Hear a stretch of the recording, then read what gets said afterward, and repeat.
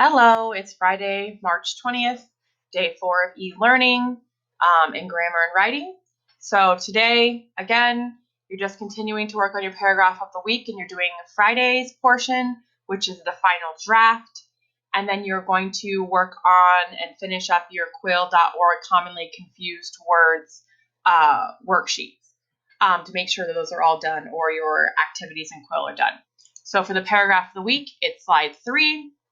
I had an issue yesterday where I accidentally forgot to change the sharing settings on this assignment. So if you are hoping to hop on and do it digitally, I fixed that. So then you would be able to finish up the rest of this assignment and actually do it properly online if you chose to. So this is where you're just going to type in, you can copy paste the draft that you had yesterday. So highlight, Control C to copy, or right click to copy. And then you can paste it here on the final copy. And then just go in and make any changes that you know that you did. So I do notice that I'm missing one of my check marks. So in order to make a really easy copy, if you're on a computer, you can just hit Control D, and that will duplicate it. So you'll go through and do this little checklist. Did you introduce your experience or event? And move it over to check that off. Did you tell about the event or experience in order using the description and detail?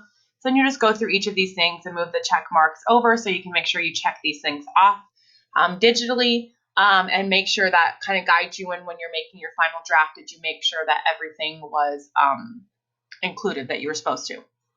And then once that's done, and you have all of the assignments and activities for the week done in this, then you're free to go ahead and turn this in Google Classroom and mark it as done. The next thing is Quill. So for this week, you had an activity on your and your, there, and there, 2, 2, and 2. So again, I highly suggest you doing them on Quill. They won't take you very long for each activity, and you'll get immediate feedback to know whether or not you actually know the difference between the usages of these words. Whereas if you do the worksheet, who knows when I'm going to be able to get it, look at it, and give you feedback, and you won't know necessarily if you're doing it correct or if you even know the different usages between them. So I still see, people constantly online messing these 3 up in particular.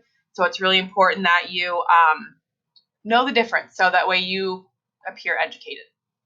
So make sure you're getting those done. And then next week we're moving on to a new pack, which is the difference between effect and effect, than and then, and lose and loose. Like Reese's bedhead. You're looking tired, Reese. Okay, so then make sure that you have those done and turned in Quill, like a few of you do. And then continuing to work on your COVID-19 shutdown journal, making sure that you're saving your memes and saving your thoughts and feelings about what's going on, and saving. I saw lots of resources online of things that you can do when you're bored, different activities. A lot of them appeal to students younger than you, but there are some fun things out there that you could probably do with younger siblings if you had them. Just because this is day 4. But we don't have school, Saturday or Sunday, so you don't have to work on schoolwork necessarily.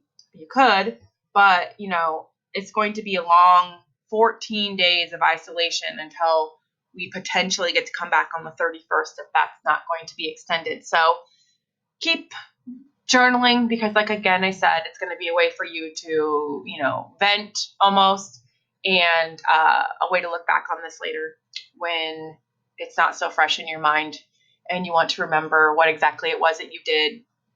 All right, so that's just the plan for today. I hope you have a great day.